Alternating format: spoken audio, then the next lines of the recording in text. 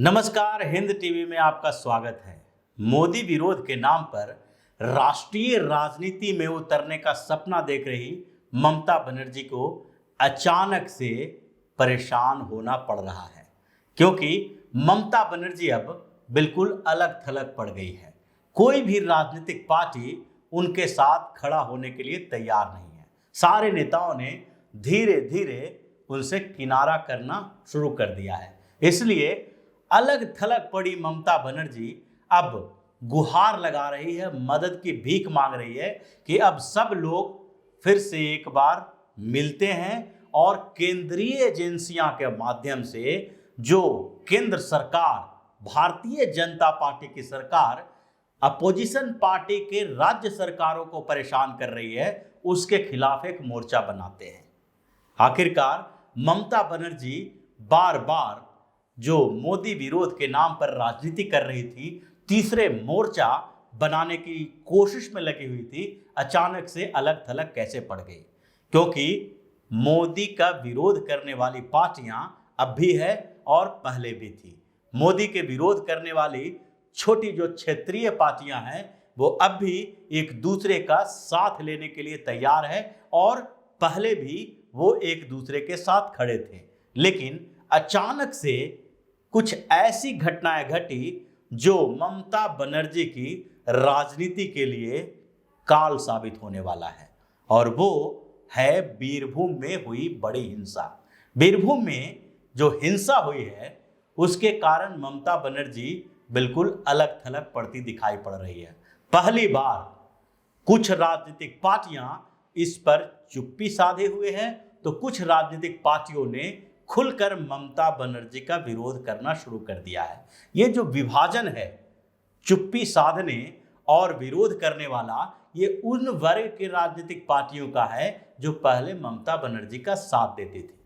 क्योंकि भारतीय जनता पार्टी और टीएमसी के बीच टकराव तो चलता ही रहा है, लेकिन कुछ पार्टियां जो भारतीय जनता पार्टी के विरोध के कारण ममता बनर्जी को परोक्ष तौर पर समर्थन करती रहती थी और कुछ पार्टियां खुलकर ममता के साथ थी, वो उन लोगों के बीच अब एक बंटवारा हो गया है। जैसे कांग्रेस और कम्युनिस्ट पार्टी की बात करें, जो परोक्ष तौर पर ममता बनर्जी का साथ दे रही थी, और इसका आधार सिर्फ यही था कि कम से कम पश्चिम बंगाल में भारतीय जनता पार्टी की हार हो और उसके कारण देश के दूसरे हिस्सों में ये माहौल तैयार किया जा सके कि भारतीय जनता पार्टी हार सकती है। ऐसा नहीं है कि मोदी का जो विजयी रथ है वो कहीं रुक नहीं सकता है, और इसीलिए ये दोनों पार्टियां कभी न कभी ममता बनर्जी को परोक्ष तौर पर समर्थन देती रही। और विधानसभा चुनाव के दौरान भी ममता बनर्जी के खिलाफ इन दोनों पार्टियों ने बेहतरीन तरीके से कैंपेन नहीं किया, ताकि भारतीय जनता पार्टी के खिलाफ जो वोट है वो पूरी तरह से बिखर न जाए। लेकिन अब स्थितियां बदल गई हैं, क्योंकि बीरभूम में जो घटना घटी वो भारतीय जनता पार्टी के नेता और कार्यकर्ता नहीं थे। जिस तरीके से पिछले करीब 4-5 सालों से, जब से भाजपा का पश्चिम बंगाल में उभार शुरू हुआ है, तब से ममता बनर्जी की पार्टी ने भारतीय जनता पार्टी के नेताओं, कैडरों को डराने धमकाने का एक मिशन शुरू कर लिया था। और ये रिकॉर्ड में दर्ज है कि जितने राजनीतिक हत्याएं पश्चिम बंगाल में हुई है, उसके अलावा अगर किसी दूसरे राज्य की तुलना कर सके तो उसके आसपास भी केरल में भी नहीं टिकती है। जबकि केरल के राजनीतिक हत्याओं के बारे में पूरे देश में चर्चा होती है, लेकिन पश्चिम बंगाल में 150 के करीब भारतीय जनता पार्टी के नेताओं की हत्या की गई, कार्यकर्ताओं को धमकाया गया। यहां तक कि जब चुनाव में भाजपा की हार हो गई, ममता बनर्जी फिर से मुख्यमंत्री बन गई, उसके बाद भी धमकी दी गई और लोगों को मारा पीटा गया, आगजनी की गई, जिसके कारण कई लोग पश्चिम बंगाल छोड़ने को मजबूर हो गए। लेकिन अब स्थिति बदल गई है, क्योंकि वो भारतीय जनता पार्टी के लोग नहीं थे। बीरभूम में जिन लोगों की हत्या की गई वो मुस्लिम थे और ये दोनों टकराव भी मुस्लिमों के बीच में हुई है और मारने वाला भी टीएमसी का कार्यकर्ता है, मरने वाला भी टीएमसी का कार्यकर्ता है। लेकिन जो इस बीच राजनीतिक परिवर्तन हुए हैं उसका सबसे बड़ा कारण यही है। अगर अलग अलग स्टेट में देखें तो जो लोग ममता बनर्जी को समर्थन कर रहे थे और जिन छोटी पार्टियों के साथ ममता बनर्जी गठबंधन करने के लिए तैयार थी, वो सारे एंटी बीजेपी वोट को एक साथ लाने की कोशिश कर रहे थे। उसमें कांग्रेस भी थी, कम्युनिस्ट पार्टी भी थी और अलग अलग स्टेट्स की रीजनल पार्टियां भी थी।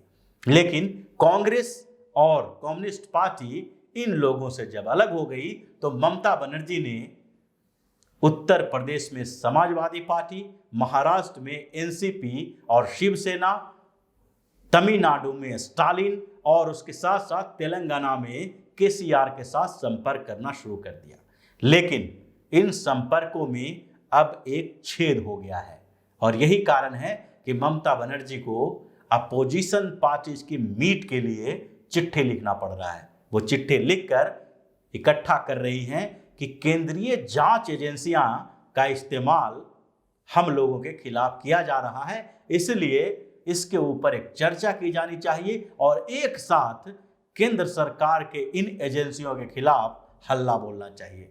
क्योंकि अगर उत्तर प्रदेश की बात करें तो समाजवादी पार्टी बीरभूम हिंसा में चुपचाप बैठकर देख रही है। अखिलेश यादव कोई ज्यादा स्टेटमेंट नहीं दे रहे हैं क्योंकि एक भी उनका स्टेटमेंट या तो ममता बनर्जी के खिलाफ होगी या मुस्लिमों के खिलाफ होगी, इसलिए वो शांति से स्थितियों को देख रहे हैं। लेकिन इस मामले की जांच हाई कोर्ट के आदेश पर सीबीआई को सौंपी गई है।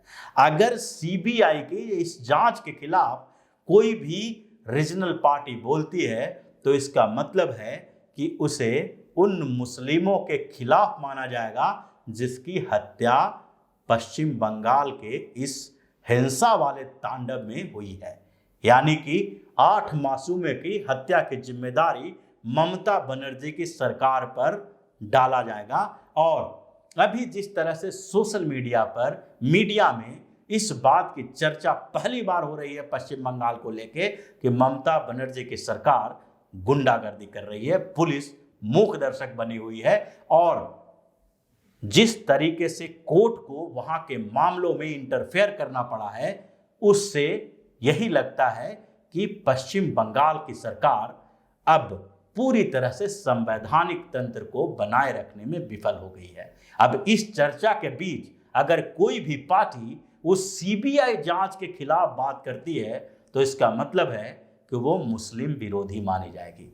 सोशल मीडिया पर और मीडिया में इस बात की चर्चा भी तेज होगी और ये बताया जाएगा कि इन पार्टियों को सीबीआई जांच से परेशानी है, क्योंकि ये हाईकोर्ट का आदेश है, मोदी सरकार का आदेश नहीं है। और हाईकोर्ट के आदेश के आधार पर सीबीआई की टीम वहां जांच करेगी। हाईकोर्ट को पूरी तरह से ये विश्वास हो गया कि स्टेट की पुलिस इस मामले की जांच करेगी तो उसमें निष्पक्षता नहीं होगी और इसीलिए उस विश्वास के आधार पर ही सीबीआई को यह मामला सौंपा गया है। अब ऐसे में अगर स्टालिन से लेकर केसीआर तक, महाराष्ट्र में एनसीपी से लेकर उत्तर प्रदेश की समाजवादी पार्टी, अगर कोई भी ममता बनर्जी के इस एजेंडे में फंसती है तो उनका मुस्लिम आधार कमजोर हो जाएगा और वो भी मुस्लिम विरोधी माने जाने लगेंगे। इसलिए ममता बनर्जी अचानक से अकेली पड़ गई हैं और उन्हें अब गुहार लगाना पड़ रहा है कि केंद्रीय एजेंसियां जिस तरह से अलग अलग राज्यों में जांच कर रही है उसके खिलाफ हम लोगों को एक होना चाहिए। वो अपनी स्थितियों को दूसरे के ऊपर थोपना चाह रही है और इसलिए अब उनके साथ कोई खड़ा होने के लिए तैयार नहीं है और जल्द ही ममता बनर्जी के वो सपने पूरी तरह से चकनाचूर हो जाएंगे जो उन्होंने राष्ट्रीय राजनीति में आने के लिए संजो रखे थे। तो इसी तरह की खबरों के साथ फिर से हाजिर होंगे, तब तक के लिए बने रहिए हमारे साथ और देते रहिए हमें सहयोग ताकि इसी तरह की खबर हम आपके लिए लाते रहें। धन्यवाद। अगर आपको हमारा वीडियो पसंद आया हो तो इसे लाइक करें, इस चैनल को सब्सक्राइब करें और हाँ, बेल आइकन भी दबाएं ताकि आप तक हमारे वीडियो की नोटिफिकेशन पहुंचते रहें। हमसे जुड़े रहने के लिए अपने सुझाव हमें कमेंट बॉक्स में देते रहें। हमें आपके सुझाव का इंतजार रहेगा। हमारे साथ जुड़ने के लिए धन्यवाद।